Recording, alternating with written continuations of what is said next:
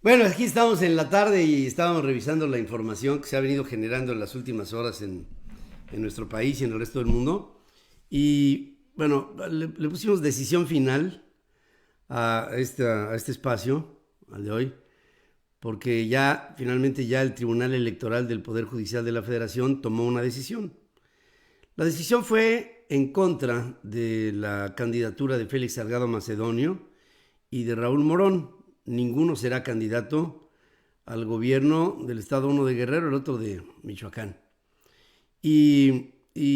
Aquí hay una serie de mensajes que se han venido captando en la relación entre el Instituto Nacional Electoral y el Tribunal Electoral del Poder Judicial de la Federación, que son entidades, instituciones complementarias, uno como el máximo órgano decisorio, el tribunal, con magistrados electorales, y por la otra parte los consejeros electorales que representarían, digamos, la parte civil representativa de la ciudadanía en un consejero presidente y, digamos, representantes tanto de la sociedad como de partidos políticos que están integrando a una mesa de consejo en el Instituto Nacional Electoral. La historia, pues, les digo brevemente, rechaza el Instituto Nacional Electoral las candidaturas de estos dos, tanto de Raúl Morón como de Félix Salgado Macedonio, por no haber presentado sus gastos de campaña. Se regresa esto al tribunal. El tribunal dice, revísalo otra vez. José Luis Vargas, fundamentalmente el presidente del Tribunal Electoral, que, así hablando en plata, se me hace el más plegado, el más cercano a decisiones o influencias del poder federal del presidente de la República. Lo veo el más proclive a influirse del presidente por razones que pueden ser desde conveniencia. Bueno, siempre se toman razones de conveniencia cuando se quitan los principios. Entonces, yo creo que José Luis Vargas, principios así que tú digas principios, no se le ven o no se le han visto. Y entonces este hombre encabeza un movimiento en donde le pide otra vez al Instituto Nacional Electoral que revisa el instituto, vuelve a rechazarlos, lo manda al tribunal, decisión para darse el jueves de la semana pasada, se pospone para el lunes no se acaba consiguiendo el asunto, se pospone para el día de hoy y se obra en consecuencia. Y la Sala Superior del Tribunal Electoral del Poder Judicial de la Federación determinó que perdón, ni Félix Salgado Macedonio en Guerrero ni Raúl Morón en Michoacán podrán ser candidatos a gobernador. Entonces Morena va a tener que sustituir a aspirantes en ambos casos. En el caso de Félix Salgado, la votación fue de 6 sufragios a favor de la decisión del Instituto Nacional Electoral de no darles la candidatura, por uno en contra del proyecto del magistrado Indalfer Infante. El magistrado presidente, José Luis Vargas, yo otra vez vuelvo al mismo, ¿no? A este que les digo que tiene una ética un tanto flexible, por decirlo de alguna manera. José Luis Vargas y la magistrada Mónica Aralí Soto estimaron que Salgado no debía ser bajado de la contienda, ya que la individualización de la sanción acata un criterio que carece de fundamento legal. Específicamente, Vargas, o sea, el presidente del tribunal, dijo que el afectado mostró una conducta culposa pero no dolosa, que esto no lo prevé el artículo 97 de la ley electoral, de la Constitución. O sea, lo que quiere decir que sí existió la falta señalada por el Consejo General del INE, pero no consideró que este castigo debería de violentar sus derechos político-electorales. Pues está muy clara la ley. Y la ley dice, no podrán acreditar su candidatura si no cumplen con el suministro de información que desahogue sus gastos de pre-campaña y después de campaña. Y si no lo hizo, pues entonces la ley no dice es que fue dolosa y no culposa, digo que fue culposa y no dolosa, pero pues eso no lo dice la ley. La ley a la letra no debe de ser interpretada, a la letra debe de ser aplicada, el peso de la letra de lo que se dice ya. Al anunciar su voto, Janine Otálora reiteró que debe de sancionarse la omisión de la entrega de gastos de campaña porque imposibilitaba la facultad fiscalizadora del Instituto Nacional Electoral. O sea, si tú como candidato o precandidato no presentas tus gastos, no puede haber una fiscalización. Se los digo porque yo he estado en estas. Y todo movimiento que haces, debes de comparecer ante el Consejo General del INE, no TRIFE, sino INE, para que el Consejo General del INE te diga, vénganos tu reino aquí, échame comprobantes, échame justificantes, explícame cómo estás gastando. Durante su intervención, Felipe Fuentes, magistrado, dijo que Morena incumplió con su deber de vigilar y advertir sobre la posible comisión de actos de campaña para informarlos. Si no tienes esos elementos como instituto electoral, no puedes meter mano y tampoco puedes poner orden. Ana María, era lógico.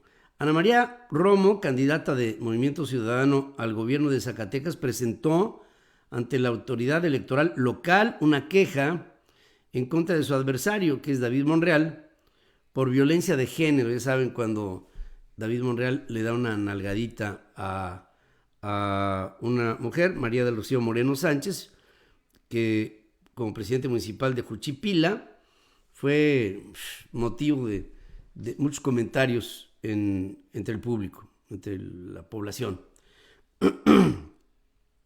Esas son las noticias, pero vámonos al fondo. El fondo, desde mi muy humilde punto de vista, el Tribunal Electoral debió haber votado unánimemente en contra de las candidaturas posibles, tanto de Félix Salgado como de Raúl Morón. O sea, no había ni cómo pensarle de otra manera. Si hubo ahí una interpretación del presidente del tribunal en el sentido opuesto, de que no fue dolosa sino culposa y todas esas cosas, me queda la sensación de que como legislador José Luis Vargas faltó a un principio de ley y dio la impresión de que el presidente del Tribunal Electoral pues está sesgado y aliado al Poder Federal, al poder del Ejecutivo Federal. Tan es así que en la primera instancia mandó de regreso estas protestas al seno del Instituto Nacional Electoral. Y en la segunda también, y si hubiera sido por la sola idea de Vargas, en este momento tanto Salgado Macedonio como Raúl Morón ya serían candidatos, pero afortunadamente, y me da mucho gusto, muchísimo gusto, el decir que yo pensé que ya habíamos perdido a las instituciones electorales. La verdad lo pensé. Lo pensé y me dolía por la certidumbre del proceso, por la probidad del mismo, porque es una institución de la República que nos cuesta muy cara para salvaguardar principios democráticos. Me preocupaba profundamente y se los dije. El que hayan sucedido así las cosas me parece que es una extraordinaria noticia para todos hacia las elecciones intermedias. He visto con preocupación, como todos nosotros, el desgaste que se han llevado a las instituciones de la República. He visto con preocupación de todos nosotros la centralización del poder que se ha visto en los últimos tiempos. El presidente tiene en su cabeza un plan, y el plan es acabar con lo que había, rehacer lo que hay, o bueno, si queda algo, y plantear cosas diferentes a lo que han sido los relativos funcionamientos de las instituciones mexicanas, hemos tratado de describirlo a su imagen y semejanza. Esto es como mandar a hacer un país a tu modo, que pues es una dictadura. Yo no dudo que vaya a seguir este intento de López Obrador de formar una dictadura, de hacer porque ya no estoy hablándoles de un presidencialismo, no, estoy hablando de una dictadura. ¿Por qué? Pues porque no se me olvida las modificaciones a la ley orgánica del Poder Judicial de la Federación, en la que le extiende el mandato al presidente consejero, al presidente de la Suprema Corte de Justicia de la Nación y de la Judicatura. Y hoy por la mañana le preguntaba a uno de los reporteritos que tiene a modo en la mañanera que si consideraría el presidente que votar en contra de la nueva ley que se propone para el Poder Judicial sería un acto de corrupción o de traición. Y el presidente dijo que sí, que votar en contra de lo que él propone es una traición, es un acto de corrupción que representa la liga con el conservadurismo, toda esta basura que todos los días nos espeta el presidente en la cara, ¿no? Yo creo que ahora viene una parte, bueno, hay varias cosas. Félix Salgado no va a terminar ahí su lucha, pero se los puedo jurar. Y Raúl Morón tampoco, porque van a estar envalentonados, que buscaron esta intercesión presidencial para salirse con la suya y ser candidatos. Afortunadamente el presidente no pudo meter más la mano ahí, la hubiera metido, ¿eh? Y si hoy les estoy hablando de que se negó la candidatura de estos dos hombres, a Guerrero y a Michoacán, fue por ti. Fue por ti. Porque el asunto se hizo muy público, se mediatizó, lo tratamos los medios y la sociedad estaba esperando a ver qué diablos pasaba si se hubieran echado para atrás, si hubieran doblado las manos en el tribunal y hubieran cedido a las presiones de Morena para ratificar a sus candidatos. Y no fue. Afortunadamente no fue. Ahora, Félix Salgado, se los juro ante un altar, si gana el candidato de Morena, quien sea, el gobierno de Guerrero, el que sea el candidato de Morena al gobierno de Guerrero, ese va a nombrar a Félix Salgado Macedonio secretario general de gobierno. Secretario de gobierno, que es la segunda posición política más importante en el Estado. Es el coordinador del gabinete, es hasta cierto punto, no vocero, pero sí el que da muchas de las posturas administrativas o políticas de un gobierno estatal. El secretario general de gobierno, junto con el fiscal general de un estado, pues son figuras muy importantes. El mecanismo que aquí podría estarse utilizando es que ganara una figura de Morena, se instalara como gobernador, el segundo de a bordo fuera Félix Salgado Macedonio, y al cabo de X tiempo, o tal vez a la misma toma de protesta, diría a la nación: no me dejaron, no, más bien dicho, diría el gobernador, ¿no?, triunfante de Morena, no dejaron a Félix Salgado Macedonio ser el aspirante, fui yo, gané y te cedo los trastos. Ahora dirán, oye, eso es un escándalo. Pues ya lo hicieron.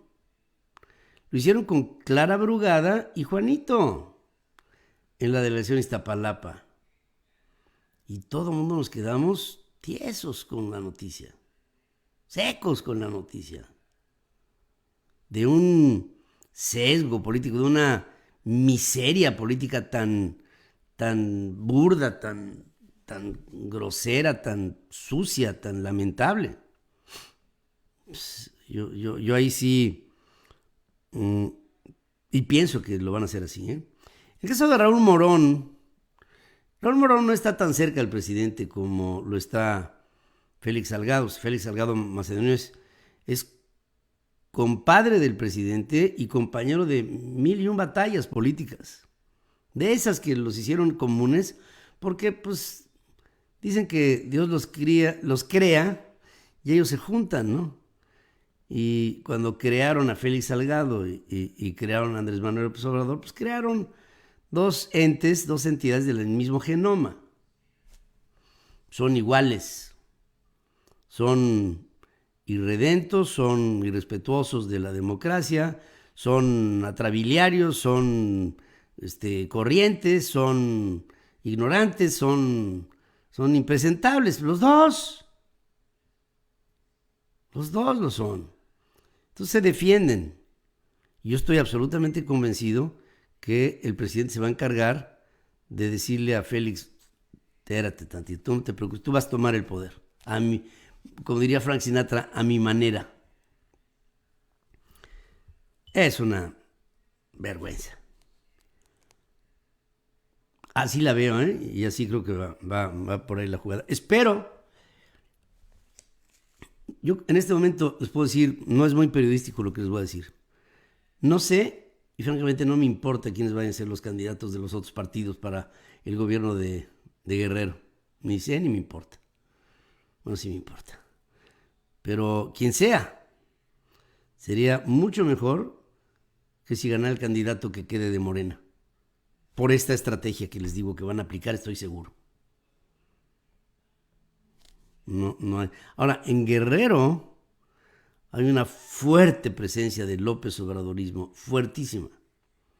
Es uno de sus enclaves más emblemáticos y representativos. Entonces, pues ahí sí puede ser que pudiera ganar quien sea de Morena, quien sea, sabiendo y vendiendo mucho la idea que hay un contubernio entre el que será candidato y Félix Salgado. Y el toro tiene vitalidad y el toro en vista y todas esas jaladas las van a sostener. Fíjense que hubo una propuesta muy interesante que ya la conocía yo del pasado porque me la platicó Gustavo de Hoyos y ahora la están haciendo pública. Para que los candidatos a un puesto de elección popular se comprometan a las necesidades de los ciudadanos, la Coparmex a nivel nacional presentó un documento que se llama Manifiesto México, con diversas propuestas en 8 ejes diferentes. Los temas que se incluyeron son reactivación económica y social, que no son observados por este gobierno. Atención a la pandemia, que este gobierno lo está haciendo mal. Recuperación del empleo, que este gobierno está acabando con los empleos. Finanzas sanas, que no hay finanzas sanas. Competitividad fiscal. Seguridad. Estado de derecho, que no de chueco. Combate a la corrupción y la impunidad. Educación de calidad e innovación. Y sostenibilidad hídrica y energética. Fíjense, no hay una de todo el manifiesto México de la Coparmex en la que pase, así con palomita, el actual gobierno de la República. Ni una. Repásenlas, no hay ni una. En general, el manifiesto contiene 26 acciones para el desarrollo de estos ejes, entre las que está, por ejemplo, implementar medidas de apoyo para los trabajadores que perdieron su empleo, simplificar trámites y regulaciones para la reactivación económica, o sea, hacer una especie de desregulación de la economía mexicana cuando está sobreregulada. Es la tramitología, ¿no? Esa es la regulación. Es la serie, a veces infinita, ad infinitum, de procedimientos burocráticos para llegar a un fin. Se espera que los aspirantes a un cargo público, tanto a nivel local como federal, firmen el manifiesto y suban un video o fotografía a redes sociales como prueba de su compromiso. Es decir, una vez asumido el Manifiesto México, el aspirante que sea tendría que decir: lo leí, lo decanté, lo analicé me analicé y cumpliré con estos principios, y si no, pues que la nación otra vez te lo demande. Hay que decir que el manifiesto forma parte de la campaña Participo, Voto, Exijo, que busca impulsar el voto razonado y combatir la abstención de los mexicanos el próximo 6 de junio. El Manifiesto México se me hace una muy buena idea. Invita al análisis inteligente de la vida política de México, individualiza los anhelos de los mexicanos en estos ejes rectores que pues nadie de los que aquí les mencioné podría decir que nadie quiere lo que se está proponiendo en el Manifiesto México. Todos queremos un México mejor. Bueno, la mayoría queremos un México mejor. El Manifiesto México es un compromiso con la lógica. Y por eso me gusta mucho.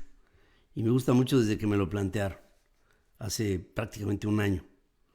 El Pleno del Instituto Nacional de Transparencia, Acceso a la Información y Protección de Datos Personales acordó presentar una acción de inconstitucionalidad contra el pretendido Padrón Nacional de Usuarios de Telefonía Móvil al considerar que viola derechos fundamentales de los usuarios.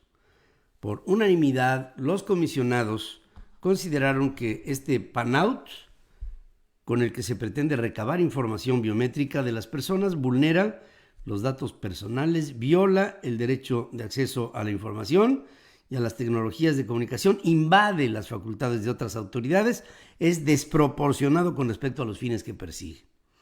El pasado 16 de este mismo mes de abril, en el Diario Oficial de la Federación, se publicó el decreto de reforma a la Ley Federal de Telecomunicaciones y Radiodifusión, que incluye la creación de un padrón de usuarios en el que se exige la recopilación de datos biométricos de los mismos, además de todos aquellos relacionados con la contratación y uso de la línea telefónica. Desde mi punto de vista, y así se los digo y se los digo sin ambajes, a mí, si me lo piden, no le voy a entrar. Y no le voy a entrar por una razón muy simple. En primer lugar, porque el argumento que los datos biométricos son nada más para evitar actos de fraude, de defraudación o de delincuencia por la vía digital, pues no la compro, porque los delincuentes no son tan primarios de utilizar sus propias vías registradas con datos biométricos para evitar algún tipo de indagatoria. O sea, en la vida un delincuente va a usar un teléfono registrado por él para hacer una acción delincuencial, pues no están locos. No, la bronca va a ser que a lo mejor esta acción delincuencial la van a hacer con un teléfono tuyo, que te lo robaron ayer y que hoy presuntamente sería responsable de un crimen. Y entre que son peras son manzanas, vas para el bote, ¿eh? Porque en el registro de los datos biométricos están tus datos. Se roban tu teléfono, te rompieron los hocico, aparte de muchas otras cosas que se podrían hacer con esta información en delitos cibernéticos, tantas.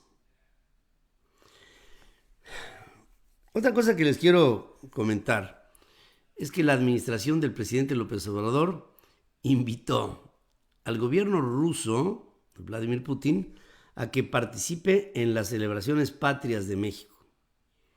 El Kremlin comunicó que considera la distinción y hoy en Moscú, Marcelo Ebrard, secretario de Relaciones Exteriores, se reúne con Sergei Lavrov. Seguramente ya se reunieron porque son, no, pues ya, 8 horas más, ¿no?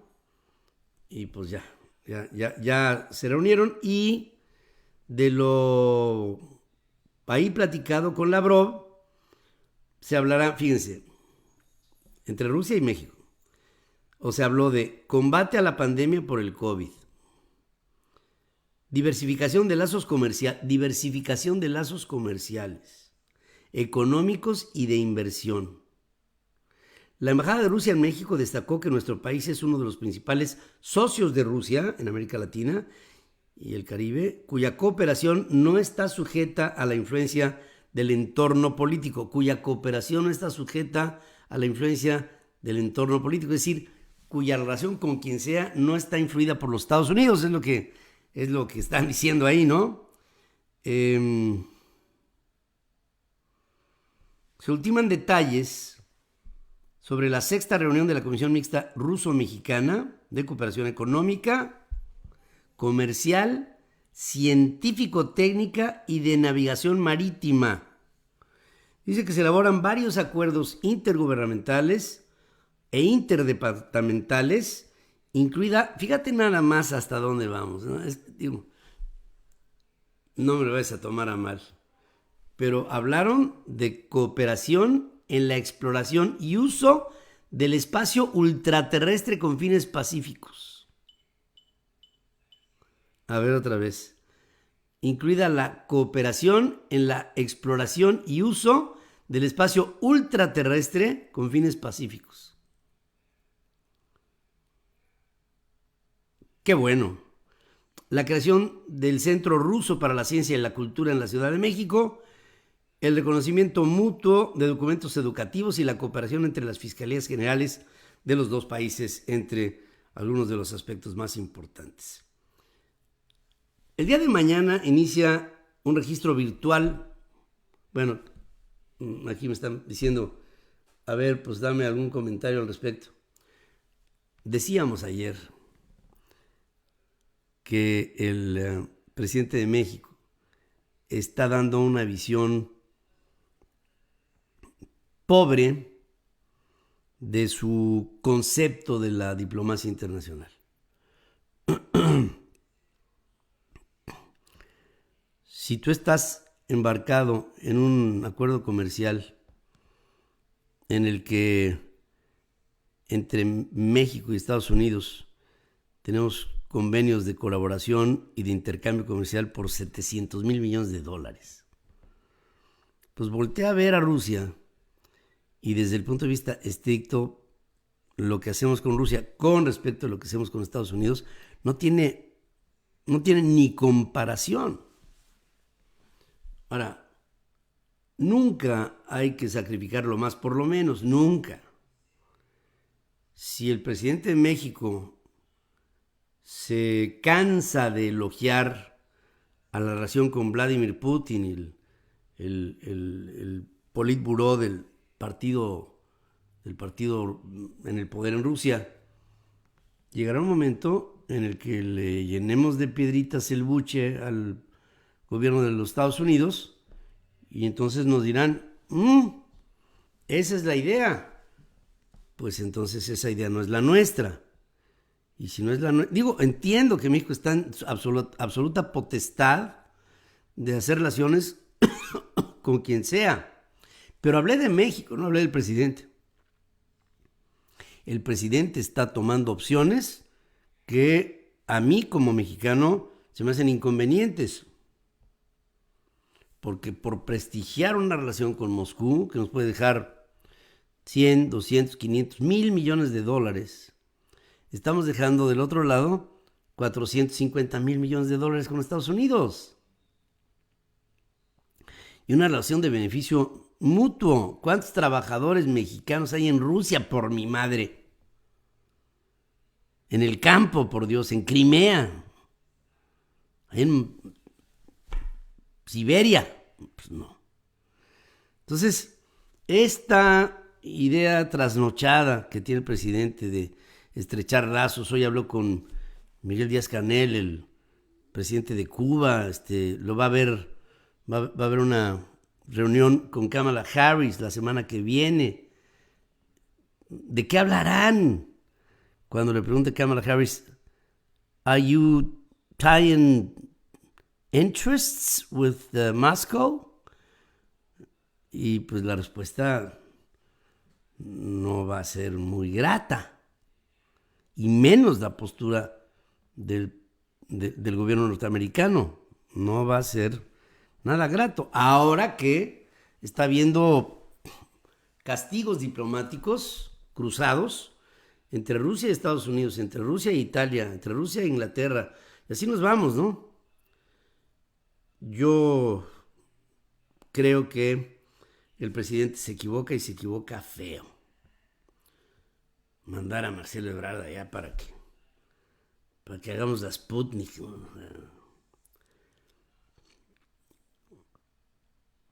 ¿Qué otra? Es más importante también. Un juez federal giró la quinta orden de aprehensión contra Tomás Herón de Lucio. Este cuate, ¿quién es? Este tipo es un perro rabioso que fue uno de los operadores de las cañerías donde está el agua sucia, negra, del presidente Enrique Peña Nieto. En otro tiempo también participó en el gobierno del presidente Calderón y Calderón lo corrió, abiertamente lo corrió, porque fue una recomendación que le hizo Genaro García Luna. Dijo, aguas con este cuate y aguas con este cuate y aguas. Tomás Herón de Lucio está, entre otras cosas, acusado de tortura cuando el descargo de pruebas de aquel tiempo cuando los Guerreros Unidos y los 43 de Ayotzinapa. El torturado Felipe Rodríguez Salgado, mejor conocido como el Cepillo, hay incluso hasta algún video narrativa de cómo operaba Tomás Herón de Lucio este tipo de asuntos de carácter tortura. Es Tomás Herón de Lucio un hombre puerco del sistema, es un hombre malo, mal aspectado, mal por todos los lados, por todos los rincones y aristas. No es un agente de fiar. No es la primera orden de aprehensión que se le gira, es la quinta. Pero, hasta mi buen entender, Félix Salgado Macedonio, hasta mi buen entender, Tomás Herón de Lucio está guarecido en Israel. ¿Por qué en Israel? Esa es una historia bonita. En Israel está guarecido Tomás Herón de Lucio, ya que los sistemas de espionaje, de seguridad, tecnológico-digitales que utilizó el grupo del C4 y de los C5 de la Ciudad de México y de otros lugares en el establecimiento de bases de información y otras de espionaje en el propio CISEN, los compró al gobierno de Israel, el gobierno de México, por instancias de Tomás Herón de Lucio. Tiene amigos en ese círculo en Israel y lo tienen cobijado bajo las enaguas de Israel. ¿Qué tendría que pasar? Bueno, que tendría que haber una comunicación entre el presidente de México y el primer ministro de Israel, Benjamín Netanyahu, para decir, échame a este cuate. No lo han ni tocado. Y cada vez de que se da una noticia de que viene otra orden de aprehensión, porque lo que tú quieras, Tomás Herón de Lucio se hace a un lado. Hágase a un lado. Bueno, Estados Unidos está lanzando una operación que se llama Operación Centinela. Esta lo que pretende es actuar en contra de traficantes de personas mediante el retiro de documentos que les permiten desempeñarse en el lado mexicano, el lado norteamericano, congelamiento de activos financieros.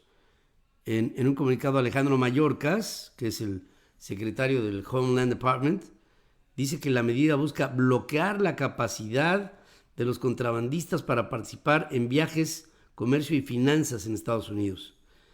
Dice que los contrabandistas representan peligros importantes para los migrantes, poniendo como, por ejemplo, que los agentes de la patrulla fronteriza encontraron los cuerpos de 250 migrantes que murieron en camino hacia Estados Unidos en el año fiscal del 2020. Unas 168,000 personas fueron detenidas por agentes de la patrulla fronteriza en la frontera entre México y Estados Unidos, del lado norteamericano, el ICE, y el recuento mensual más alto desde marzo del 2001. En lo que Joe Biden nominó a un alguacil que es implacable, al alguacil aquí del condado de Harris, en Texas, Ed González. Él será el director del Servicio de Control de Inmigración y Aduanas, agencia responsable de deportaciones, según confirma la Casa Blanca, este hombre, Ed González, criticó las políticas migratorias del expresidente Donald Trump. Fue motivo más que suficiente para que lo agarrara el presidente Biden y le dijera: aquí tienes esta responsabilidad, que se la da. Bruno Le Maire, el ministro de Economía y Finanzas de Francia, reflexiona hoy y dice que el futuro de la Unión Europea depende de asegurar su independencia tecnológica de China y de los Estados Unidos. Por eso les digo que aquí viene fuerte. ¿Qué significa esto? Bueno, que la batalla es por la 5G. Y lo que dice Francia es: si la batalla es por la hegemonía tecnológica, yo no voy a depender ni de uno ni del otro lado.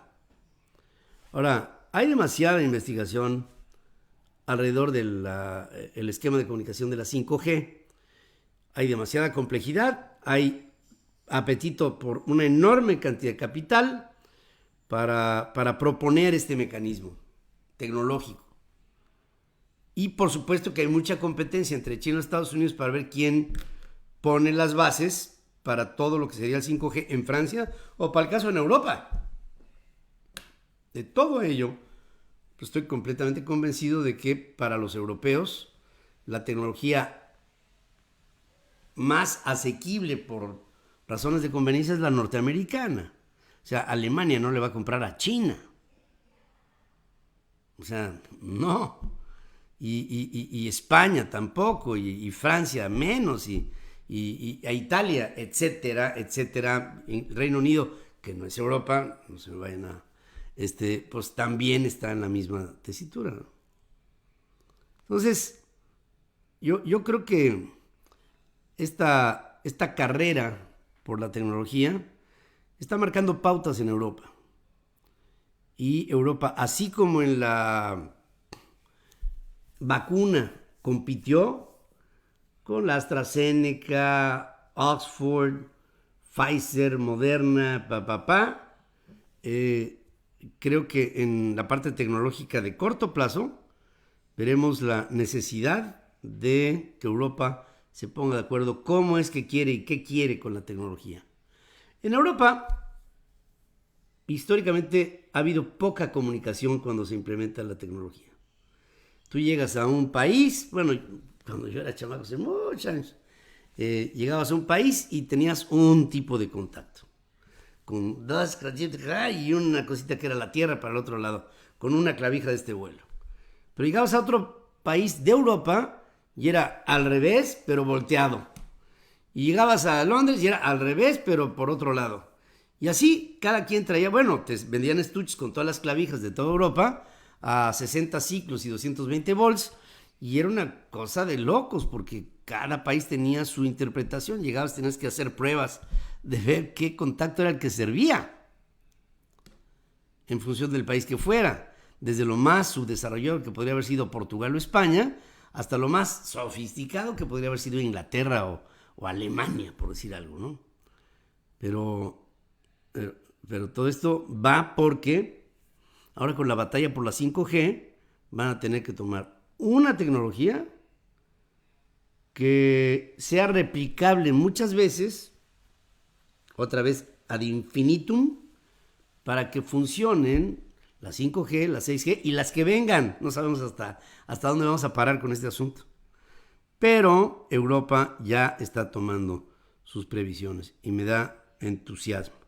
Una empresa china de minería espacial lanzó a la órbita baja de la Tierra un robot prototipo que puede atrapar escombros espaciales. Es una especie como de buitre con un sopilote en la atmósfera. Estará comiéndose basura. Y fue lanzado en un cohete del gobierno chino, el Long March 6, junto con varios satélites. Esto lo dice la agencia china de noticias Xinhua. El robot de 30 kilos, desarrollado en Origin Space, con sede en Shenzhen, allanará el camino para futuras tecnologías capaces de realizar tareas de minería en asteroides y en muchos otros cuerpos celestes. Veremos minería pronto en la Luna, veremos minería en asteroides, Veremos más hacia adelante minería en Marte. Y yo solamente formulo un deseo, que cuando haya minería en Marte o en la Luna o en un asteroide, no tenga que ser Napoleón Gómez Urrutia el líder de los mineros, astronautas o cosmonautas o taikonautas o lo que sea. Espero que así sea. Le pido a Dios de hinojos. Bueno, pues hasta aquí las cosas, mis queridos amigos.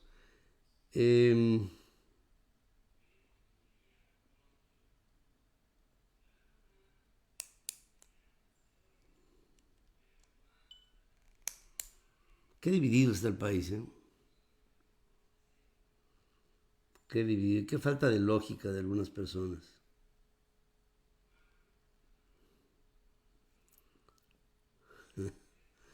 Para los amigos chairos que nos están haciendo el favor de escuchar, no quiero promover la división, pero otro día mi hijo Pedro, en la segunda emisión, puso un video de Pigmenio Ibarra, que habla prácticamente con la sabiduría de un apóstol en sus encíclicas. No es que yo lo conocí de toda la vida. Y esta pose que tiene Epigmenio, el comandante de todos estos que opinan, supuestamente, no es otra cosa más que el reflejo de lo más bajo de la calaña de la vida política de México. Por eso no hay que hacerles mucho caso. Por favor, se los pido a todos los que me hacen el favor de defender, no les hagan caso.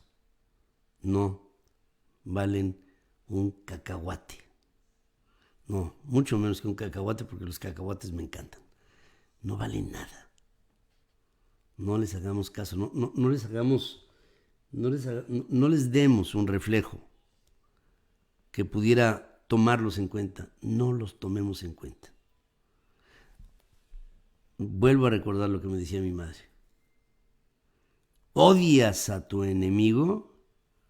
Y yo, pues a mi juventud decía yo, sí, este hijo de su madre. ¿Quieres acabar con él? Por supuesto que sí. Ignóralo. ¿Cómo? Ignóralo. Ese será su castigo. No le hagas caso. Se los pido a ustedes. No se desgasten con esto.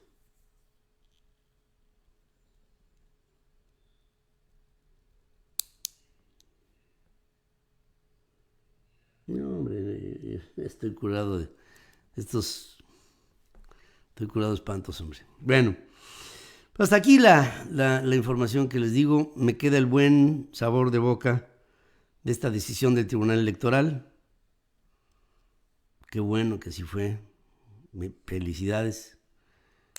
Con todo y que pues José Luis Vargas es el presidente del tribunal y pues ya sabe, votó en contra de la resolución que les quitaba las candidaturas, porque conculcaban sus derechos político-electorales y toda esta cosa. Pero pues no hay más cera que la que arde.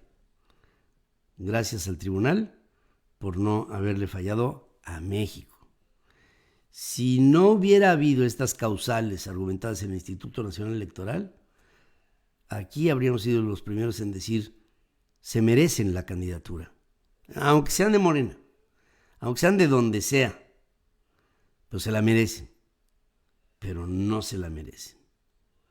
Y como no se la merecen, por sus actos, por sus hechos, por la reacción de su comportamiento ante la ley, yo celebro esta decisión largamente esperada.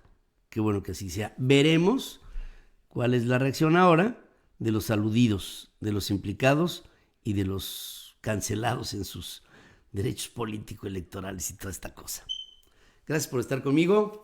Les espero el día de mañana en la primera emisión Central FM Equilibrio, transmitiendo a través de centralfmonline.com, nuestras aplicaciones en iOS y en Android, nuestra red enorme de estaciones hermanas, asociadas, afiliadas en 36 estaciones de radio en los Estados Unidos, en 105 ciudades radio y televisión en México y en televisoras en Guatemala, El Salvador, en Honduras, en Costa Rica, en Colombia, Gracias. Son 7 países del continente americano a donde llegamos con mucho placer. Y por supuesto, pues en lo digital, a cualquier parte del mundo.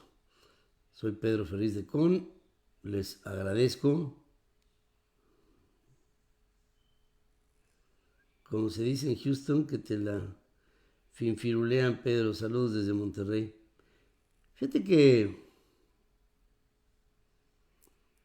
no estoy aquí para guarecerme de nada, ¿eh? Estamos aquí para estar un poco más en paz, mucho más en paz. Porque aquí podemos salir a la calle, podemos hacer nuestra vida normal. En la Ciudad de México ya vivíamos muy hostigados por un ambiente generado por este gobierno del presidente López Obrador, que es un tanto persecutorio.